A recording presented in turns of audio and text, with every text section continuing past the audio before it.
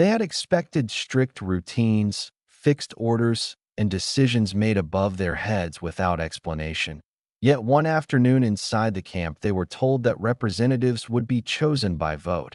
And for a moment, the men simply stared at one another in disbelief, because the idea that prisoners of war could cast ballots, nominate candidates, and influence their own daily life sounded less like captivity and more like something they had never experienced even before the war began. The announcement did not come with ceremony or raised voices, and that was perhaps what made it more confusing, because it was delivered in the same calm tone used for work assignments and meal schedules. Yet its meaning carried a quiet weight that settled over the barracks long after the words had faded. An American officer explained that the camp would organize internal committees, and that the prisoners themselves would select spokesmen to communicate concerns, distribute tasks, and maintain order within their compounds. There would be no dramatic speeches, no political banners, only a structured process intended to keep daily life efficient and stable. But to the German soldiers listening from rough wooden benches, the concept felt unfamiliar in ways they struggled to articulate. Many of the men had grown up in a system where authority flowed in one direction and where questioning decisions had rarely been encouraged. So the suggestion that their opinions could be counted, recorded, and even influence camp routines created a subtle unease. Some assumed it was a test, a method of observing who would step forward too eagerly or who might attempt to organize resistance under the disguise of cooperation. Others wondered whether the Americans were simply delegating responsibility to avoid small disputes over food distribution, library hours, or recreation schedules. Yet beneath the skepticism, there was also curiosity, because the structure described to them resembled something orderly rather than chaotic, and it offered a defined channel through which grievances could be voiced without confrontation. The barracks that evening felt unusually attentive, as men spoke in low tones about who among them possessed enough discipline and patience to serve as a representative. They were not choosing generals or commanders, but fellow prisoners who would carry requests about blankets, work rotations, or educational programs to the camp administration. The conversations were practical rather than ideological, focusing on reliability, language skills, and temperament. A man who could speak English clearly was suddenly seen as valuable, not because of rank, but because he could explain concerns without misunderstanding. Quiet personalities who had avoided attention began to receive respectful glances, as their calm manner seemed suited to negotiation rather than conflict. When the day of voting arrived, it did not resemble the dramatic political rallies some of them had once witnessed in Europe. Instead, it unfolded in an orderly manner inside a simple wooden hall, where names were written carefully on paper and placed into a plain container under the supervision of camp officials. There were no campaign posters, no fiery promises, only brief statements from candidates who described how they intended to keep daily life fair and organized. The tone remained measured and restrained, yet the act itself carried a significance that was difficult to ignore, because each folded piece of paper represented a small expression of trust placed in another prisoner. What surprised many of the men was not the mechanics of the vote, but the atmosphere surrounding it. There was no visible attempt to manipulate the outcome, no obvious pressure applied to favor a particular candidate, and when the results were counted, they were announced without embellishment. The selected representatives stood quietly, aware that their new role did not grant privilege but responsibility. They would meet regularly with camp authorities, relay information back to the barracks, and attempt to resolve minor disputes before they escalated into larger tensions. As the evening settled over the compound, the men returned to their bunks carrying a feeling that was difficult to define.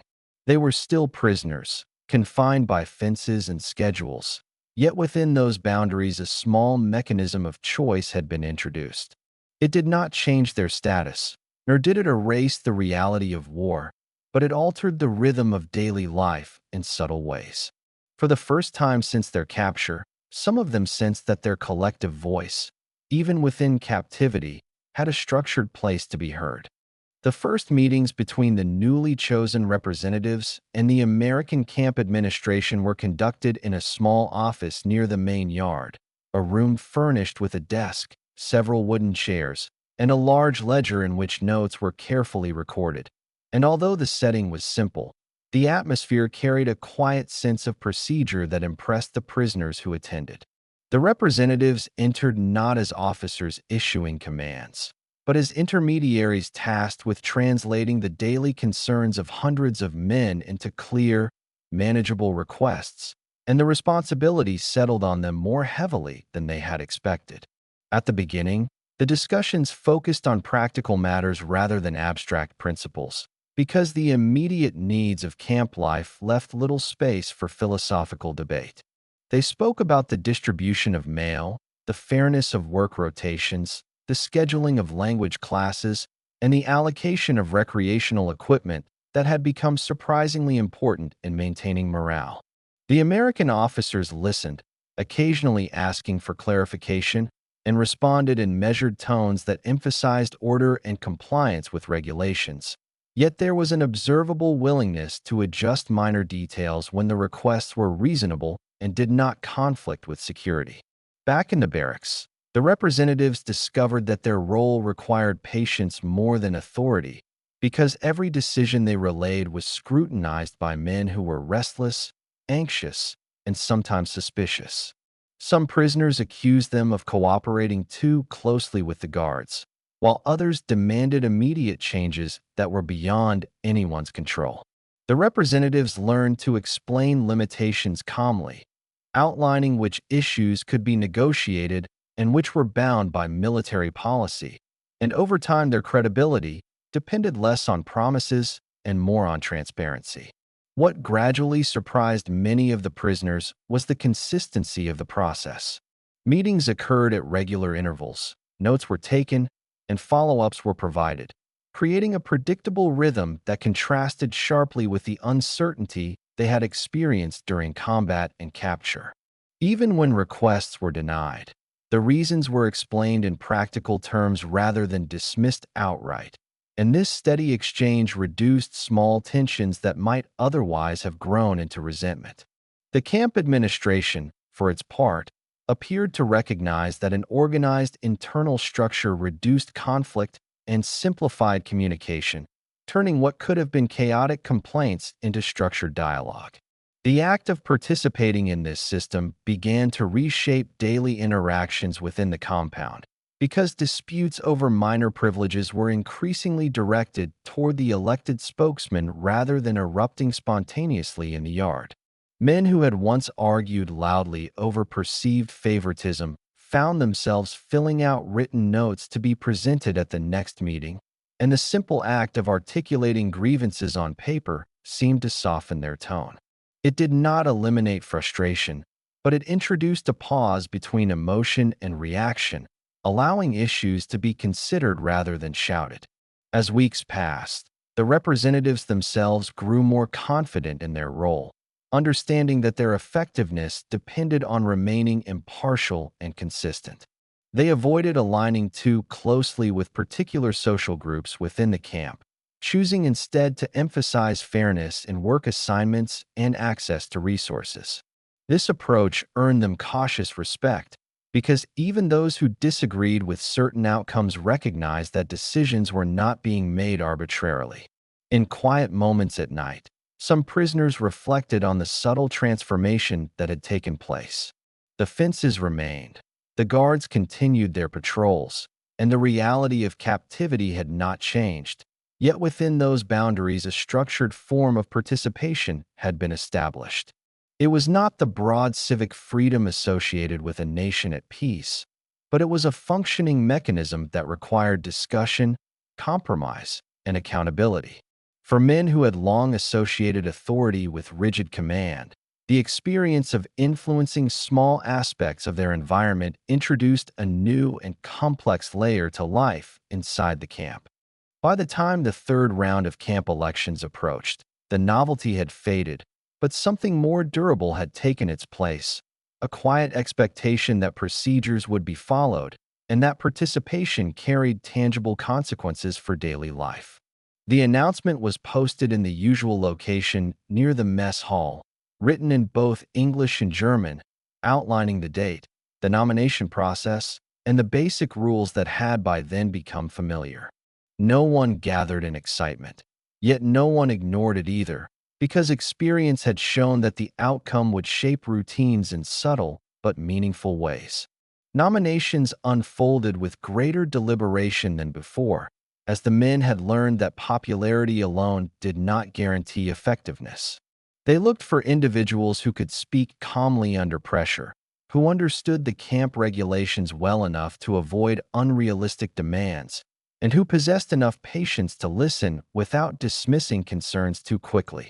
Conversations in the barracks turned analytical rather than emotional, weighing strengths and weaknesses, recalling how previous representatives had handled disputes, and considering which personalities might negotiate more effectively with the administration.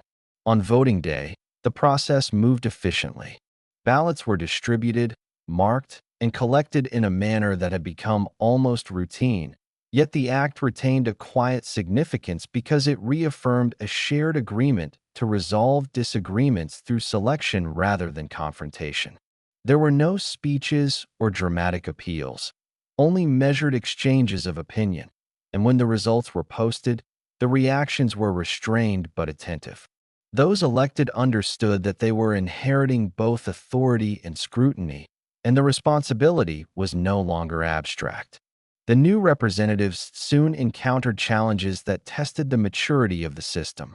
A proposed adjustment to work schedules created tension among different labor groups, each convinced that the other was receiving preferential treatment. Instead of allowing resentment to spread unchecked, the representatives organized a structured discussion within the barracks before presenting the issue to the American officers. They gathered specific details, documented complaints, and attempted to balance competing interests, recognizing that their credibility depended on fairness rather than favoritism. When they met with the camp administration, the tone of the conversation reflected this preparation. The representatives presented their case clearly, supported by written summaries rather than vague dissatisfaction, and the officers responded with equal precision, outlining logistical constraints and security considerations. The discussion did not resolve every complaint, but it produced a compromise that redistributed certain duties without disrupting the overall structure. When the representatives reported back, they explained both what had been achieved and what could not be altered, and the clarity reduced speculation that might have otherwise fueled distrust. Gradually, the elections began to influence behavior beyond official meetings. Prisoners who had once expressed frustration impulsively now understood that there was a scheduled avenue for change, and this awareness moderated reactions to minor inconveniences. Disagreements still occurred, but they were increasingly channeled toward formal review rather than escalating into open conflict. The representatives themselves grew more adept at anticipating issues before they intensified, addressing misunderstandings early and communicating decisions consistently across the barracks. What emerged was not a transformation of captivity into freedom, but a refinement of order within constraint. The act of voting, repeated over time, reinforced habits of discussion and evaluation that contrasted with the rigid hierarchies many of the men had known before. It required them to consider collective outcomes rather than personal advantage, to accept results even when disappointed, and to measure authority by performance rather than rank. In that sense, the elections had evolved from a curious experiment into a stabilizing mechanism that quietly shaped the emotional climate of the camp, demonstrating that even within barbed wire, structured participation could alter the texture of daily life without altering its fundamental boundaries. As the months passed, the election system became less of a curiosity and more of an embedded rhythm within the camp structure, and its influence extended beyond the scheduled meetings and posted results. Representatives began organizing subcommittees to manage specific aspects of daily life, such as the small camp library, educational lectures, and recreational tournaments, creating layers of internal coordination that reduced friction and clarified responsibilities. What had started as a simple mechanism for communication gradually evolved into a framework through which the prisoners organized themselves within the limits permitted. The American administration appeared to recognize the stabilizing effect of this structure and allowed it to function with consistent oversight rather than constant interference. Meetings continued to be documented, and representatives were expected to present requests formally rather than through spontaneous confrontation. This predictability reinforced a sense of order because even refusals were delivered within the same structured format. The men learned that influence did not guarantee approval, but it guaranteed acknowledgement, and acknowledgement itself reduced the feeling of invisibility that often accompanies confinement. Inside the barracks, discussions about candidates became more strategic over time. Prisoners evaluated not only temperament and language ability, but also reliability under pressure. A representative who lost composure during negotiation could undermine collective credibility, while one who demonstrated patience and clarity often secured incremental improvements. The electorate, limited though it was by circumstance, developed criteria rooted in practicality rather than ideology. Competence gradually outweighed popularity. The system also revealed tensions within the prisoner population itself. Differences in regional background, military branch, and personal experience occasionally surfaced during debates, requiring representatives to mediate disputes before presenting unified positions to the camp authorities. These internal negotiations forced the men to practice compromise among themselves before expecting it from others. In that sense, the election process cultivated habits of deliberation that extended beyond formal ballots. At times, frustrations intensified when external regulations restricted what could be altered.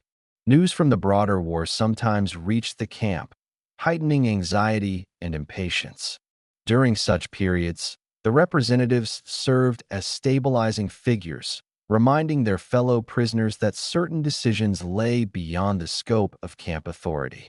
By maintaining transparency about these limits, they preserved trust even when outcomes were disappointing. Observers within the camp began to note how the presence of elected spokesmen subtly changed daily interactions. Guards often directed routine announcements through the representatives first, allowing them to clarify details before information spread across the compound. This reduced confusion and minimized rumor, strengthening the sense that communication flowed through defined channels rather than arbitrary commands. The fence, of course, remained the defining boundary, and no election altered that reality. Yet within those confines, the structure of participation created a sense of procedural fairness that tempered the emotional strain of captivity. It did not replace freedom, but it introduced responsibility, and responsibility required attention, discipline, and measured judgment. By the end of another election cycle, the men understood that what they were practicing was not symbolic democracy in the grand political sense, but applied governance within constraint. It demanded accountability from those elected and patience from those who voted. It required acceptance of outcomes and respect for process. And in that ongoing repetition, the prisoners encountered a form of civic habit that contrasted sharply with the rigid command structures many had known before, reinforcing the idea that even in confinement, structured participation could shape conduct and perspective without dissolving the boundaries that defined their captivity. By the fifth election cycle, the process no longer felt experimental, and its presence had become so woven into the structure of camp life that new arrivals were introduced to it as part of routine orientation rather than as a novelty. Representatives were expected to report regularly, not only on negotiations with the American administration, but also on internal matters such as educational programs, cultural events, and work efficiency. What had once been a simple channel for grievances had matured into a framework that quietly shaped discipline within the compound. The men began to recognize that the success of the system depended as much on their own conduct as on the administration's willingness to listen. Participation required restraint. Complaints needed to be articulated clearly, supported by specific examples rather than general dissatisfaction. Over time, this expectation altered how frustrations were expressed. Instead of spreading rumors or assigning blame impulsively, prisoners increasingly directed concerns through established procedures, aware that credibility depended on accuracy. The representatives themselves developed a more nuanced understanding of responsibility. They were no longer merely messengers. They evaluated proposals before presenting them, anticipating objections, and considering feasibility. This internal filtering prevented unrealistic demands from reaching the officers' desks, reinforcing the perception that the elected spokesmen were serious interlocutors rather than agitators. Their authority did not rest on rank or force, but on the trust of those who had selected them. Occasionally, tensions arose when certain groups believed their interests were underrepresented. In such moments, the system was tested. Calls for immediate change surfaced, and patience thinned. Yet the established rhythm of scheduled elections offered an outlet for dissatisfaction. If a representative lost confidence, he could be replaced in the next cycle through vote rather than confrontation. This awareness reduced the likelihood of abrupt upheaval, channeling discontent into orderly transition. The American officers, observing the relative stability that resulted, maintained the structure without attempting to dominate it unnecessarily. They upheld regulations firmly, but they allowed internal committees to manage daily logistics wherever possible. This balance minimized friction and reinforced the perception that participation, though limited, was genuine within defined boundaries. For many prisoners, the experience introduced habits unfamiliar from their earlier lives. They learned to evaluate candidates based on practical skill rather than rhetorical flourish. They observed how consistent reporting built trust and how inconsistency eroded it. They saw how compromise, though imperfect, often achieved more than rigid insistence. These lessons unfolded not through speeches, but through repetition of procedure. As months turned into years for some, the election cycles created a sense of continuity within confinement. Leadership changed hands peacefully. Disputes were addressed through structured dialogue. Even those skeptical at the beginning acknowledged that the system reduced unnecessary tension and clarified expectations. The fence remained unchanged, its presence constant and visible. Yet within that perimeter, a small civic rhythm persisted. Ballots were cast. Names were counted. Responsibilities were assumed and relinquished without spectacle. The act of voting did not dissolve captivity, but it introduced accountability and deliberation into a setting defined by restriction. In quiet reflection, several prisoners understood that the significance of these elections lay not in political ideology, but in practice. They had experienced a structured process in which authority derived from consent, even if limited, and in which leadership required explanation rather than mere command. Within the confines of war, they had encountered a modest but functioning mechanism of shared governance, and its steady repetition shaped the texture of daily life in ways that extended beyond the ballot itself. In the end, the camp elections did not move the fences or alter the outcome of the war, yet they introduced something subtle that reshaped daily life within the wire.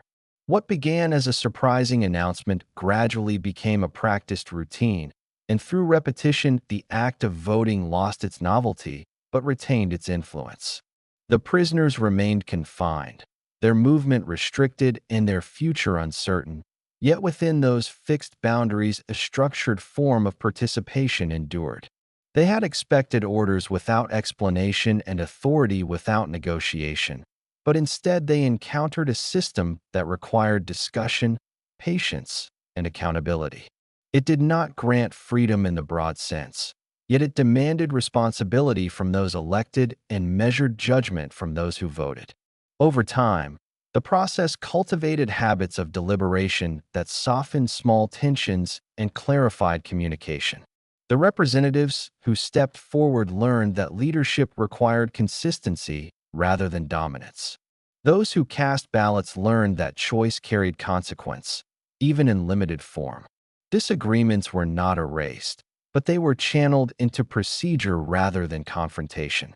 The rhythm of elections introduced predictability into an environment defined by uncertainty.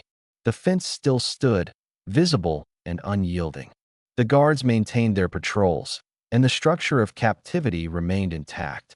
Yet inside that perimeter, a quieter structure operated alongside it, one built on ballots folded carefully and names counted without spectacle.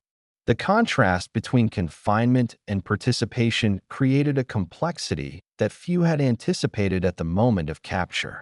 Years later, some might recall not only the restrictions of the camp, but also the steady ritual of selecting representatives and presenting concerns in orderly fashion. It was not a grand political transformation, but it was a lived experience of procedural fairness within constraint. And in that unexpected practice, the men discovered that even in captivity, structured choice could shape conduct, temper conflict, and alter the rhythm of daily life without ever dissolving the boundaries that defined it. Thank you for spending this time here. If these quiet, true World War II stories matter to you, subscribing helps this channel continue.